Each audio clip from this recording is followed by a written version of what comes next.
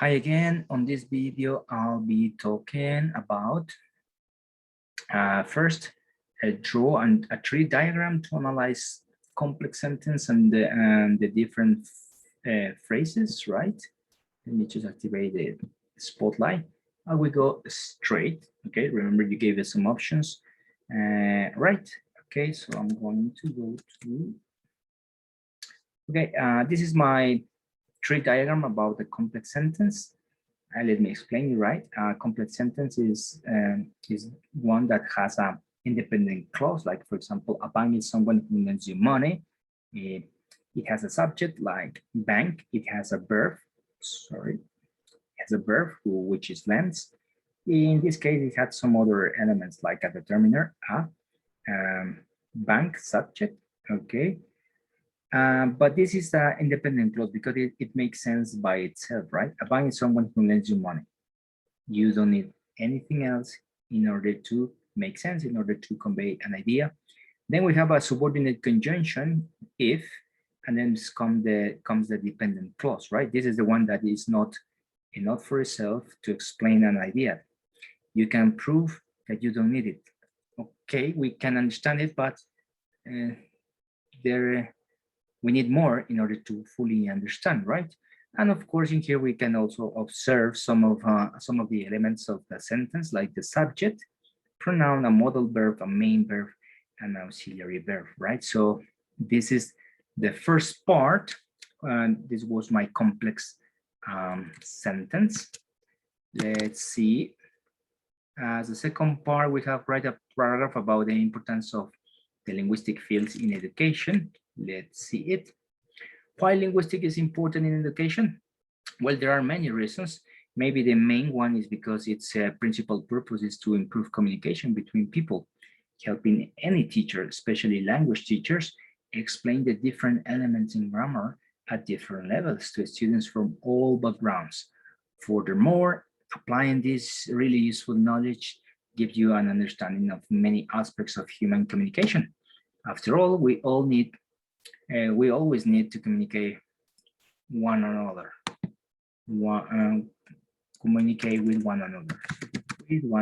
Okay? So communication is a really important aspect of our lives, and linguistics helped us a lot. The third point is to create a Venn diagram to compare and contrast morphology and syntax, included descriptions and some examples. Okay, let me just start with the description of what is morphology and syntax. Okay, as you can see in here, linguistics is divided into these categories. Morphology is a little bit below syntax because, let's say, morphology deals with words, meanwhile syntax deals with complete sentences, right? Yeah, so this is what morphology is. A brief description is the branch of linguistics that studies the structure of words in English and any other languages. Many words can be broken down into parts. So for example, here we have unhappiness, right? So we have the root, happy, we have and we have ness. Those are parts of words, okay? Horses is plural. Walking, it has ing, it's a continuous tense, right? Let me see more. Let me, tell you a little bit more about morphology. Here we have the prefix "ang," which has a negative meaning. Ness expresses state or quality. Express plurality, okay? Ing conveys a sense of duration, like adverb in continuous tense could be. And words like yes, however, has no internet grammatical structure. We can analyze the sounds, but none of them has any meaning in isolation. So morphology is basically the study of words and how they form, right? Here we have some examples, okay? We have the root, which is read, is a verb, but we can add a negative prefix and something else at the end, so unreadable. This word means something different than the one in the first place, right? So unreadable. And here we have some more examples of what morphology can do for eyes. For example, the noun alcohol, if we add the suffix ic, it can become alcoholic, right? So it turns out to be an adjective, and so on and so forth. You can see here some of the examples. For example, here we have a verb, which is read. If we add the suffix able, okay, it becomes another adjective, like readable, and so on and so forth, as you can see on my screen.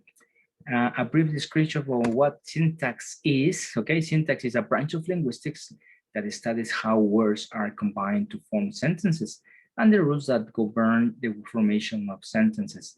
In other words, or you want a more simple definition, syntax is the grammatical structure of sentence, like the first example I just did before. So here we have, in this phrase, the boy and the girl ate their tea. So we can analyze the syntax of this sentence, okay? The is the determiner, boy is the noun, and is a conjunction, okay? The is another determiner, girl is another noun, the verb is in the past, ate, there is the determiner, and tea is a noun, right? So this is a compound sentence. There are some common examples of syntax, right? So for example, there must be an agreement between the subject and the verb, right? She is a person is correct. She am a person is not correct because am works with the first person now, right? Case, okay, for example, he took me to the restaurant is okay, but he took I to the restaurant. So there's a syntax error in here, right? So you can see, pretty sure you can appreciate that. Reflexive pronouns, I bought myself a new t-shirt is correct. It's not correct to say I bought a new t-shirt, okay? Because and that's what syntax is, right? The correct use of words in a sentence. All right. Word order. We ate fish for dinner. That's correct. For dinner, ate with fish is not correct, simply because it doesn't have the correct syntax. Okay. And this is my Venn diagram. Let me just take my cell phone because in here I have something which will help me to explain it, right? So this is my Venn diagram, contrasting, comparing morpheme versus syntax. So in red, you will see things or concepts related to morpheme, and syntax in black. Okay, so the study, what is morpheme? Morphemes, not actually morphemes, sorry. Morphology, sorry, morphology, well, was a mistake, sorry. What is morphology? Is the study of the structure of words. Meanwhile, syntax is the study of the structure of sentences, right? So here you can have some similarities and also some differences. The smallest units, okay, the smallest units would be for morphemes, are the morphemes, and the smallest units are words, words, okay? What else? Morphology studies how words are formed.